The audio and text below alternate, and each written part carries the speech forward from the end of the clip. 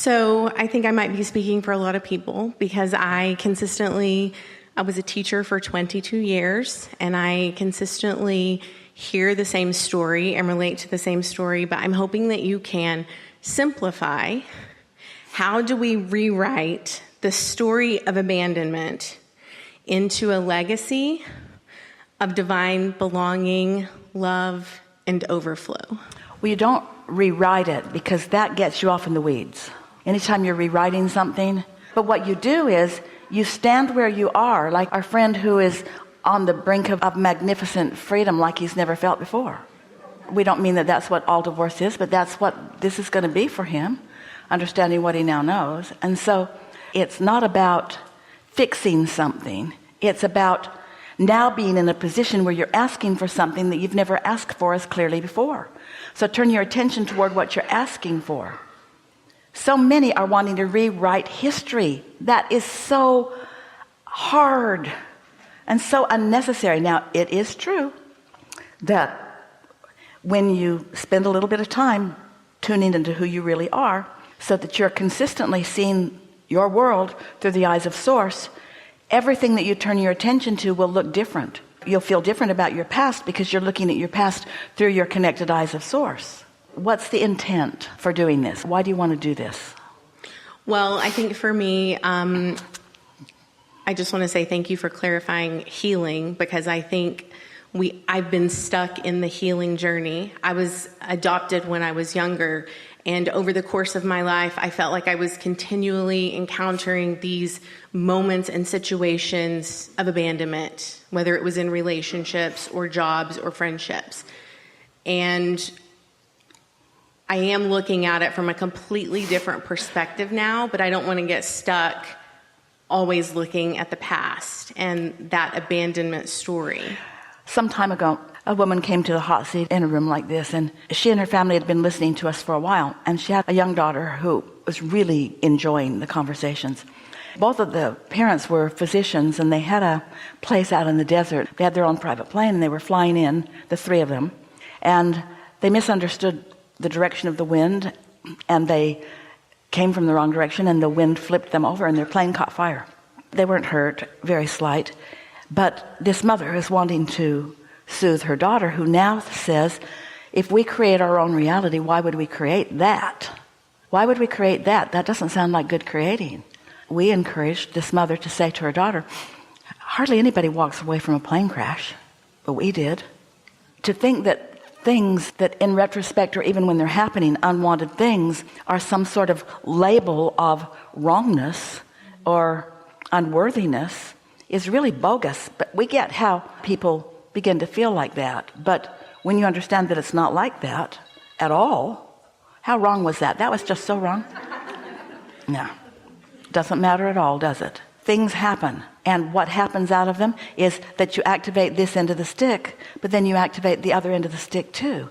And it takes a while. It takes a level of understanding and a level of maturity. We're asking a lot of all of you to, for just a little while, put your physical senses. Do you know, everything that you see is a vibrational interpretation. You're just doing it unconsciously, so you don't know you're doing it.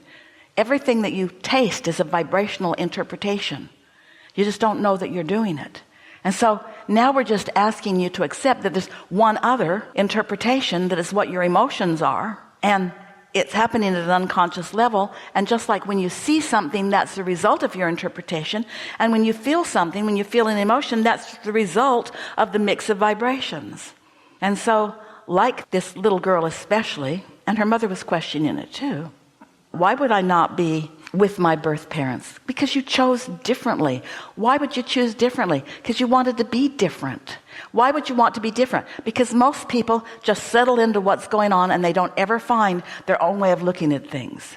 Why would I choose something that was detached? That's why. Why would I attract something that was really, really good in that I had stability and I had comfort and I had well-being, but I didn't have a helicopter mother that was hovering over me in every moment? Why would I choose parents that were detached just enough? Why would I choose the Goldilocks parents? Just enough attention, but not too much attention. Why would I choose that? Because from the non-physical perspective, that seemed like the perfect thing. There's a tendency to walk around and compare your life experience with others, and then to come up with some sort of shortage about yours, like that, or like so many different subjects, rather than understand that you're in the right place at the right time, because what you've put into your vortex could not be there if it were not for this. It wasn't wrong creating, it wasn't bad creating, it was perfect creating. And it's left you standing in a place with new desires that couldn't be there otherwise, and a new understanding of how it all works. So if you can be one, and we have to tell you there are not that many humans that we interact with that really get.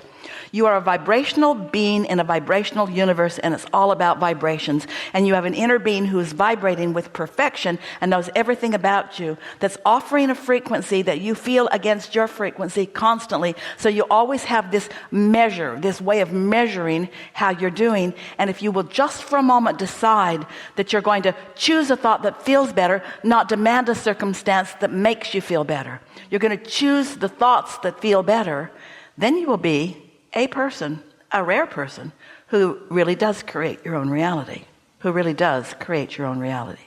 So you're saying I chose... You did choose it, and you're that. still choosing it. And when you get sideways of it, you feel how awful it feels. All that stuff about rewriting it, why? Why would you rewrite the perfect story that's left you standing in the perfect place that has created for you a vortex that you're on your way to? Why would you mess with that? That's like Esther knows clearly. She's not going to blame those people for not knowing something about this business transaction. She doesn't feel like they should have done something differently, or that anybody should have done something differently, because she's got a sign on the dashboard of all of her cars that when you look at them, you can't really read them, but when they reflect on the windshield, you can, and the signs say, things are always working out for me. Things are always working out for me. Things are always working out for me. Things are always working out for me. And if I can't see it yet, then it's not time for me to see it. Or I've been too busy trying to rewrite history. That's what keeps you from seeing how things are working out for you. You're trying to make what was a little bit different. Well, if that had happened, then I'd be here, and if I was here, then I'd be there. And we say, oh, that is the most minuscule, feeble, paltry. We're trying to really make a point of this. That is the yuckiest way to create. I'll just control this circumstance and I'll like it. And when I get it, then I'll do that again. And we say, no, you won't. No, you won't. You'll push against more things. You'll just dig yourself into a deeper and deeper, deeper hole. And then when you crawl out, you'll say, yay, look at me, build a monument, please. And we say, why dig the hole? Why not just stand on solid ground, a fertile ground, and look out ahead and be thrilled by what comes next? It's not about fixing something. It's about now being in a position where you're asking for something that you've never asked for as clearly before. Turn your attention toward what you're asking for. So many are wanting to rewrite history. That is so hard and so unnecessary. It wasn't wrong creating, it wasn't bad creating, it was perfect creating. And it's left you standing in a place with new desires that couldn't be there otherwise. You are a vibrational being in a vibrational universe, and it's all about vibrations. You're going to choose the thoughts that feel better, then you will be a person, a rare person, who really does create your own reality.